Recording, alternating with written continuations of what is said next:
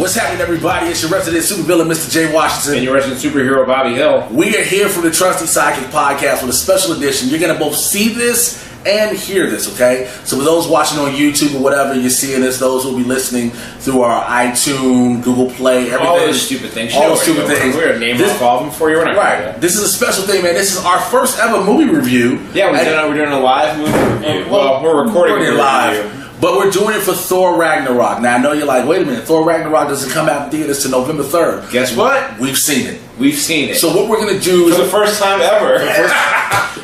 This is groundbreaking. The Trusty Sidekick has actually seen a movie before it comes out. Public. So what we're going to do, so we won't have to review it again when the movie drops next week. Exactly. We won't have to do it on the podcast. We'll already have done it here for you all. So let's just... First of all, let's start with how we... First of all, let's start. We got tickets to go see a screening tonight. It's Thursday night. The movie's not out for another week, right?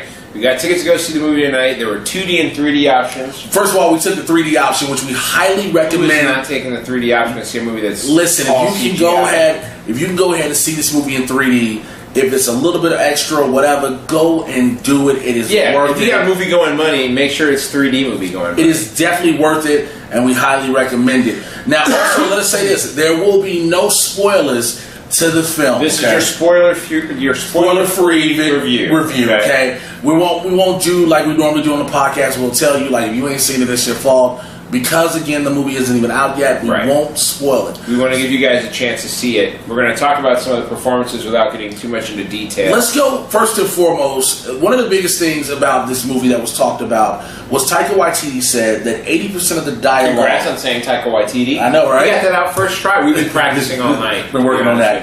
Taika Waititi, the director of the film, said that 80% of the dialogue in this movie was improvised. Yeah. And a lot of people were worried... And because knowing Taika Waititi is a comedian and he likes comedic elements, how would that play into Thor? And let's just say this, you will not be disappointed. The actors know how to carry their improvisation. Their banter and their feeding off one another, it works. I'll be honest, it's very hard. I mean, it's hard enough to do improv as it is. Like, improv on its own is so difficult that most people don't like it. So, like, the idea of improvising when you're probably acting up against a stick or a character that's going to be green screened in later on, and you're also making up dialogue as you're going along. That takes a tremendous amount of effort. So it was well constructed. It was very well delivered. There are times when you can tell, okay, they're just bouncing back and forth off one another. Yeah. But then there are other times where you're like, are they? I'll be honest, though. I thought the humor was really tight in this. I thought for a movie that was largely improvised, I thought the humor was extremely tight. It was funny from the start. I mean, from the very start, in the very first scene, they open with humor right away. Out the gate. They let you know right off the bat, this is going to be a movie that's going to be fun, it's going to be funny, there's going to be some big action scenes. Right off the bat, you get a big action sequence, you get laughs right away. Right. It kicks off just the way you want, just the way this movie needed to for a third. It's an it's an action comedy film. Well, here's the thing: the first two Thor movies, the first one is directed by Kenneth Branagh. It's not comedic at all. It's this big giant hero's tale. Yes. The second movie was a complete disaster that was really just used to move along the storyline for the event. It was a 2-hour plot device. That's all it was. This one was this film, and like we've been saying it on the podcast and even individually. This was finally a chance for Thor to have his own film. This is what they needed. They needed to take a different direction. We were talking about this a little bit earlier with somebody about the idea that when you're dealing with live action, which is what we talk about here, you're dealing with a situation where this was just the planet Earth, and all of a sudden there's all these heroes. Right. And so the idea that there's one who claims to be the god of thunder flying around with a hammer and a cape, there's humor there waiting to be found if you can approach that the right way. If you know how to reach it, and that's what he does. He's really good at making humor out of this. Speaking of which, let's go to some of the performances. I will, again, this being the third Thor movie, it's actually held its own very well.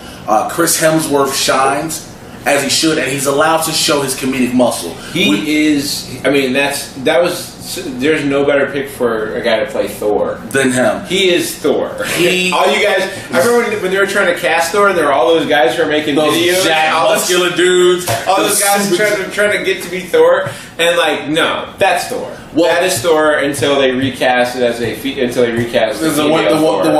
Thor. But also, if you saw the new Ghostbusters film that came out last year, one of the highlights of the film was Chris Hemsworth because no one knew he could be that comedic, right? And he got a chance to exploit that well. Tom Hiddleston, nothing like letting a handsome man steal away a movie from a bunch of ladies. No, about that. But I don't think he tried. But no, he didn't try. But he was funny. He was funny in that role. Right. He did fit that role. Tom Hiddleston does what he's supposed to do. Jeff Goldblum is amazing in this film. He is the most Jeff Goldblum-y that he could ever Jeff Goldblum. He could ever be. Probably since Jurassic Park, this is the most Jeff Goldblum. Yes, since being Dr. Ian Malcolm, he is. But it's even more over the top. It's just even more. Oh my god! But it's worth it. One of the highlights I could go. Tessa Thompson is amazing. Oh my goodness, Tessa Thompson. The fight scenes with her are so great that she's in. Her interactions with all the characters, with her interactions with Thor, and people you've seen, things you've seen in trailers. Okay, I'm going to expound a little bit. So you've seen her interaction with Thor, with the Grandmaster, even with the Hulk.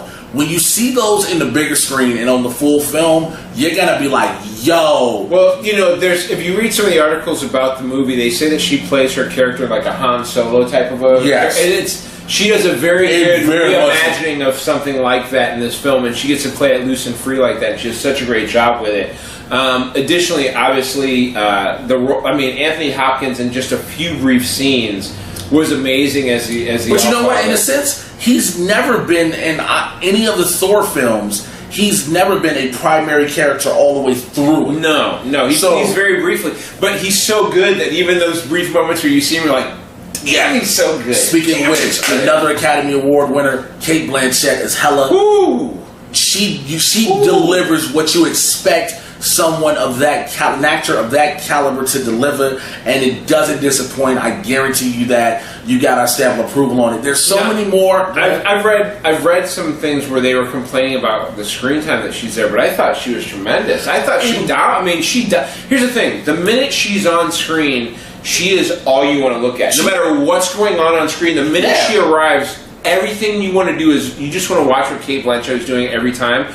So I don't know. It seemed like for sure there didn't seem like there was enough of her because I would watch Cate Blanchett if she was in every scene of the movie. Absolutely, but she dominated everything she was in from start to finish. So. She made sure that when she was on there, you knew she was there. From her scenes, from her interaction with various other characters, it's not saying she overpowered them, but she made sure you knew. I'm Cate Blanchett. This is what I do. I mean, she plays. Everybody knows she plays a villain in this movie. She is the villain. When she arrives, she's the bad guy. There ain't no joke about it. Which also, right before we just started filming this, Bobby and I were having a discussion about Cate Blanchett is not what you would consider a spring chicken. Okay, it is no disrespect to her by any means, but she's been in the acting game for decades.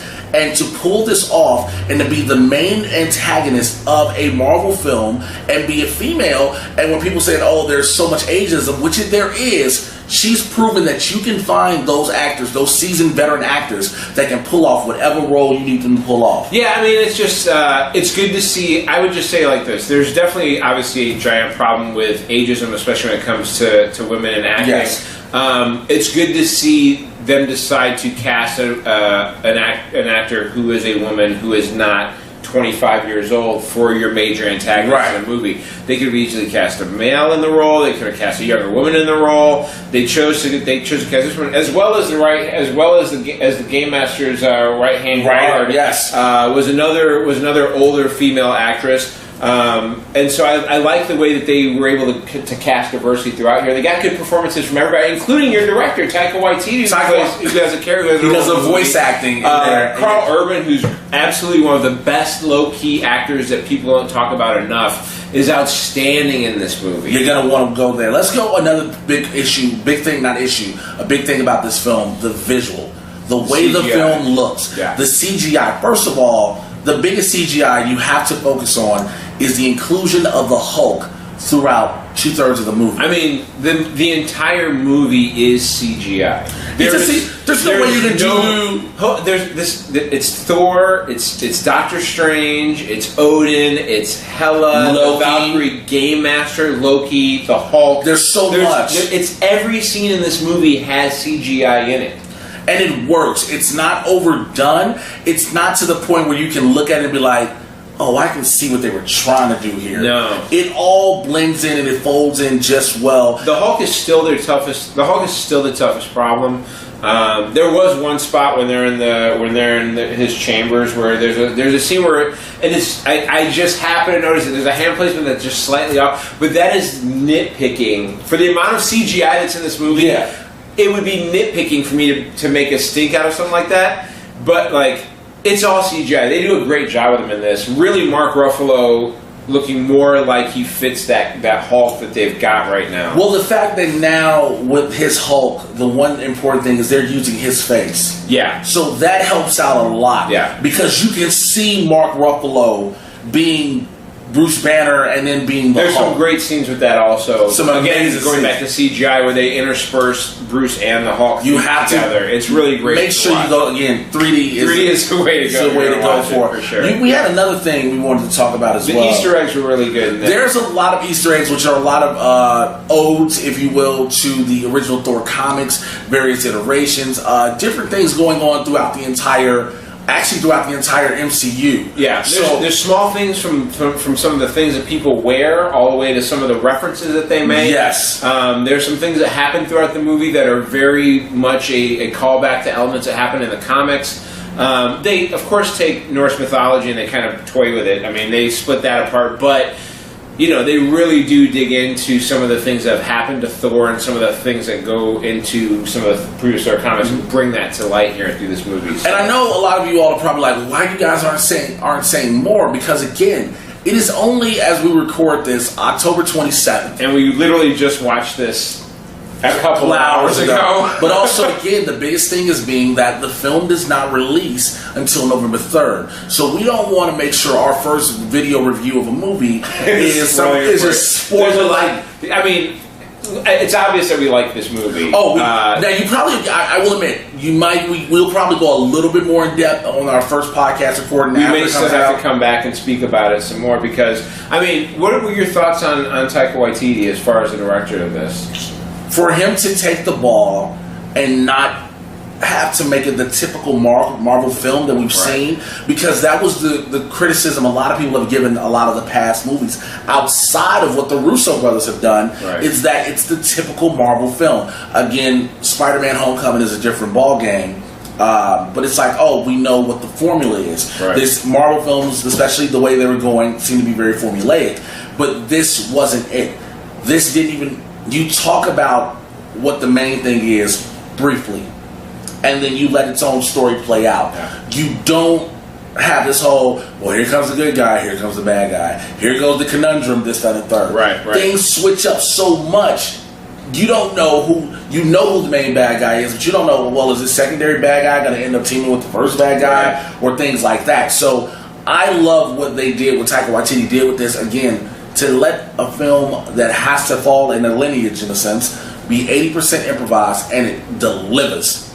Yeah, I think that the thing that people worried about with superhero movies is the repetition of those themes, right? Being the same thing over and over again. What they fail to realize is just like you take any genre, you can start to bend that into different things. Like you can take sci-fi, but is it sci-fi action, or is it sci-fi comedy, or is it a sci-fi horror movie? There's different ways you can go where you use those things as really a vehicle, and then it becomes that doesn't become the genre, that just becomes the vehicle that kind of deliver whatever type of genre you're trying to use.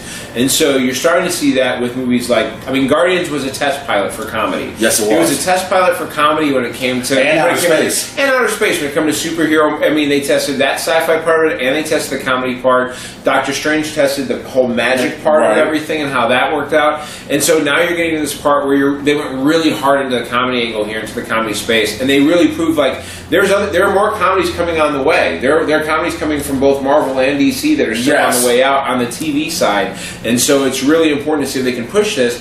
Additionally, when I remember as a kid getting comic books that span across different titles and different characters, the way those books, each book's the characters that crossed over fit into however those books worked. So if you went into a book that was darker, whatever character crossed over would be darker in that book because that's what the tone of the book was. If you went over to a book where the character was more a lighthearted character, you'd be dealing with a lighter story. And so it's gonna take this for this to continue on. Where when you get to a movie like Thor, this is gonna be your comedy, and you can take those same characters and put them in something that's got more drama, maybe something that includes Captain America or something like that, and you can go back and forth with that, and it's just proof of concept when it comes to that. This was an outstanding comedy action movie. It delivers again. I don't think we can stress it enough. That when if you have the opportunity, go see Thor Ragnarok, and if you can, go see it more than once. You are 3D not for sure. 3D for sure. But go see it multiple times. You're going to love it because you're probably going to miss a few things the first time again. I'm already ready to go back and see it. I am too. I mean, a lot of us who do film, TV review, talk about the movies and the TV shows and the comic books, we see them multiple times, and we stay so focused while watching it. So that's pretty much it. Again, if you got to give a grade rating from your resident supervillain superhero, I think it's an A+ on this one for Thor Ragnarok. I would give it a strong A. Strong A for sure. For me, for sure. So that's been our official Thor Ragnarok review. Trailer. Does it fall short for you anywhere before we get out of here? Are there any weaknesses you have? I just think it doesn't. It doesn't address what's happened a lot before and what's going to happen afterwards.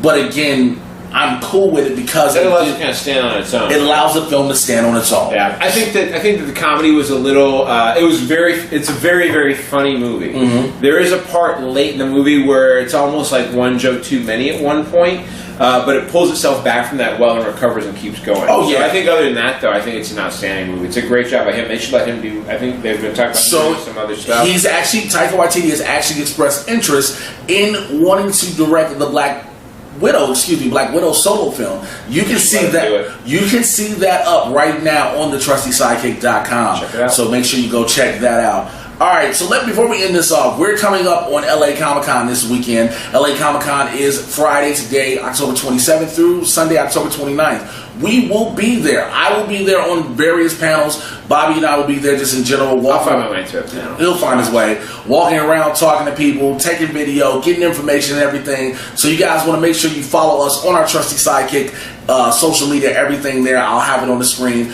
Also, find me personally, Facebook, Instagram, Twitter, at Mr. J Washington. Find me at Mocha_Jesus. And then we'll keep you all up to date with everything that we got going on. So for the Trusty Sidekick podcast, I've been your resident supervillain, Mr. J Washington. And I've been your resident superhero, Bobby Hill. We will holler at you guys a little bit later. Make sure you check out episode 70 of the Trusty Sidekick podcast. It should be your way. And we'll holler at you guys later. Peace. That's what's up.